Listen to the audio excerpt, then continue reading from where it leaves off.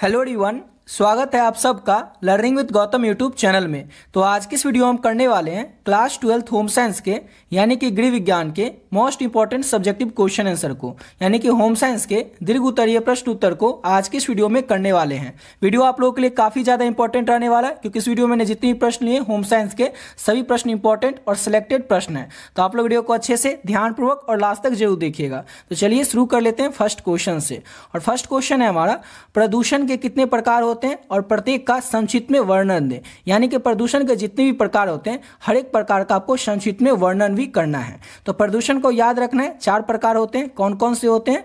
तो वायु प्रदूषण, जल प्रदूषण और ध्वनि प्रदूषण। और इसके अलावा क्या होता है? तो भूमि प्रदूषण भी होता है। अब इस सबको क्या करना है? तो संक्षिप्त में सबका परिचय भी देना है यानी कि वर्णन भी करना है। तो वायु प्रदूषण जो होता है ये वायुमंडल में हानिकारक गैसों और कणों के मिलन से होता है, जैसे कि धुएं से, धूल से और वाहनों के धुएं से। इन सभी से क्या हो जाता है? तो वायु प्रदूषण होता है।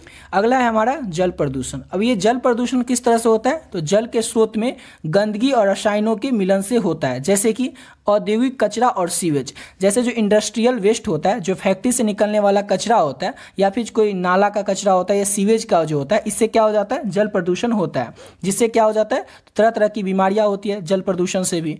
और नेक्स्ट है हमारा ध्वनि प्रदूषण। ध्वनि प्रदूषण कैसे होता है? तो अत्यधिक शोर से होता है, जैसे कि वाहनों की आवाज़ यानी कि जो गाड़ी होती है उसकी आवाज़, उद्योगों का शोर यानी कि इंडस्ट्रियल जो शोर होता है, जैसे फैक्ट्री चलती है, फैक्ट्री में कई सारे मशीनें चलती हैं तो उनसे निकलने वाली जो आवाज़ होती है, या फिर संगीत या और कोई भी ऐसी तेज आवाज़ होती है, उससे होता है ध्वनि प्रदूषण। और चौथा है हमारा भूमि प्रदूषण।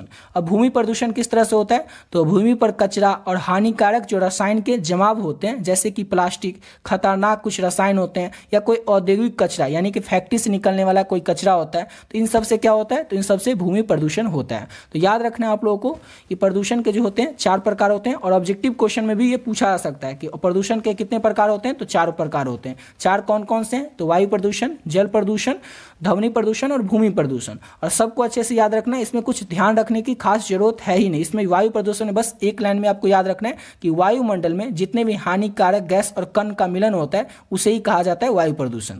जल प्रदूषण में क्या होता है कि जल के जितने भी स्रोत हैं, जैसे कि अगर आप तालाब को ले लीजिए, नदी को ले लीजिए या समुद्र को ले लीजिए, जल के जहाँ जहाँ पर भी स्रोत है उसमें कोई भी गंदगी या रसायन का मिलाया जाता है पानी में, जो कि किसी भी तरीके से मिलाया जा सकता है। जैसे कि हमारे घर का कुछ कचरा हम फेंक दे पानी में, या फिर हमारा जो औद्योगिक कचरा होता है, जैसे कि इंडस्ट्रियल वेस्ट होता है, फैक्ट्री का कोई भी कचरा होता है, उसको जो नदी होता है उसमें बहा दिया जाता है, जिससे क्या हो जाता है? जल प्रदूषित हो जाता है।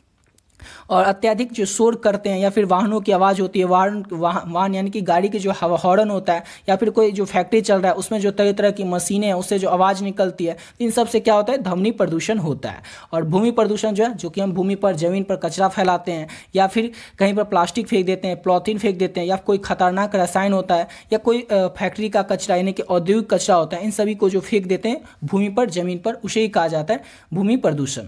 नेक्स्ट क्वेश्चन करते हैं। और अगला क्वेश्चन है हमारा, बचत के महत्व की विस्तार से चर्चा करें। तो बचत क्या होता है? तो जो कुछ हम आमदनी करते हैं और आमदनी में जो कुछ खर्च करते हैं यानी कि व्यय करते हैं और उससे जो कुछ भी बच जाता है तो वो होता है हमारा बचत। तो बचत की महत्व क्या क्या है? तो बचत करना हमारे जीवन के लिए बहुत ही महत्वपूर्ण है। यह हमें भविष्य के लिए तैयार करता है और अनिश्चितताओं के लिए तैयार रखता है और आर्थिक स्वतंत्रता प्रदान करता है। बचत से हम भविष्य के लक्ष्यों को पूरा कर सकते हैं, आपातकालीन स्थिति में मदद कर सकते हैं और आर्थिक तनाव हमें कम होता है और आत्मनिर्भरता बढ़ती है और निवेश के अवसर प्राप्त होते हैं। सिंपल सा क्वेश्चन है कि बचत, पहले तो समझ लीजिए कि बचत होता क्या है। जैसे कि किसी की आमदनी हो गई 10,000, वो क्या करेगा? महीने का 6,000 खर्च करेगा और उसका बच जाएगा कितना? 4,000। अब जो 4,000 उसका बच गया वो क्या होगा? बचत हो गया। अब इससे जो बचत कर लिया, इससे वो क्या क्या कर सकता है? कोई भी व्यक्ति जिसके पास जो कुछ बचत होगा उससे भविष्य के जो उसके कुछ लक्ष्य होंगे, यानी कि अगर कुछ वो भविष्य में सोचा, उसको कुछ गाड़ी लेनी है, कुछ भी और कोई सामान खरीदना है, या फिर भविष्य के लिए उसको संजोग के रखना है, तो वो हो जाएगा उसके लिए भविष्य के लिए सुरक्षित, यानी कि भविष्य में उसके कुछ भी लक्ष्य होंगे उसको वो पूरा कर पाएगा।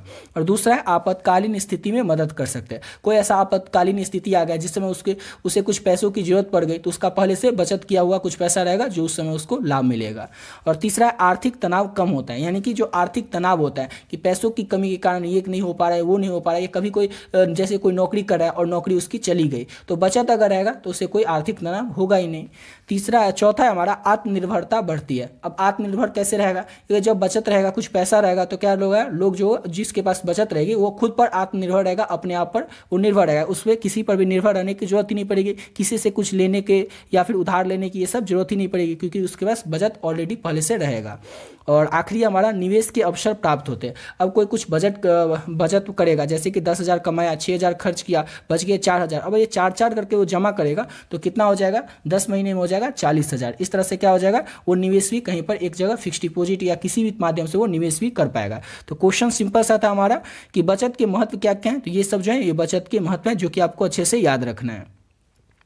अगला क्वेश्चन है हमारा, और अगला क्वेश्चन करने से पहले आपको बताना चाहेंगे कि अगर अभी तक आप लोग होम साइंस का जो इंपॉर्टेंट गेस्ट क्वेश्चन का पीडीएफ है, जिसमें कि आपको मिल रहा है होम साइंस के जितने भी चैप्टर हैं, हर एक चैप्टर का इंपॉर्टेंट ऑब्जेक्टिव क्वेश्चन और सब्जेक्टिव क्वेश्चन, ये पीडीएफ नहीं लिए तो कैसे इस पीडीएफ को ले सकते हैं, इस पीडीएफ को लेकर के कैसे आप लोग अपने एग्जाम की तैयारी और भी बेहतरीन ढंग से कर सकते हैं।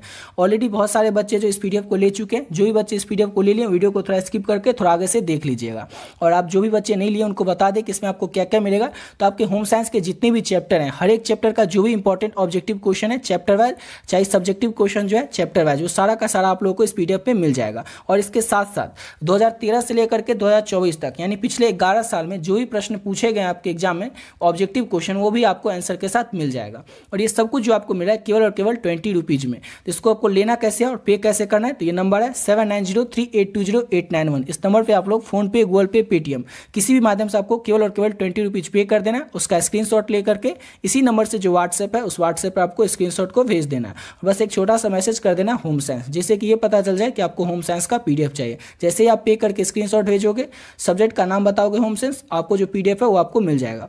और इसमें जितने भी क्वेश्चन है, चाहे वो ऑब्जेक्टिव या सब्जेक्टिव, सबको अगर अच्छे से कर लेते हैं तो आपके एग्जाम में जो भी प्रश्न आएंगे उसका 99% क्वेश्चन आप लोगों को इसी पीडीएफ से देखने को मिल जाएगा। क्यों? क्योंकि आपके एग्जाम में कहीं से भी क्वेश्चन आएगा तो बुक से ही, बुक के किसी चैप्टर से ही, और जितना सारा चैप्टर है सभी चैप्टर के जो भी इंपॉर्टेंट ऑब्जेक्टिव और सब्जेक्टिव है सभी इस पीडीएफ में ऐड कर दिया गया। इसको अच्छे से कर लेते हैं तो आपसे एग्जाम में एक भी प्रश्न छूटने वाला नहीं है, चाहे वो ऑब्जेक्टिव हो या सब्जेक्टिव हो। तो जो भी बच्चे अभी तक इस पीडीएफ को नहीं लिए, इसको जरूर ले लीजिएगा। इसको लेकर के आप लोग बहुत ही कम समय में और बहुत ही बढ़िया तरीके से अपने एग्जाम की होम साइंस के खास करके सब्जेक्ट की तैयारी कर सकते हैं। अब आते हैं अपने अगले क्वेश्चन पे।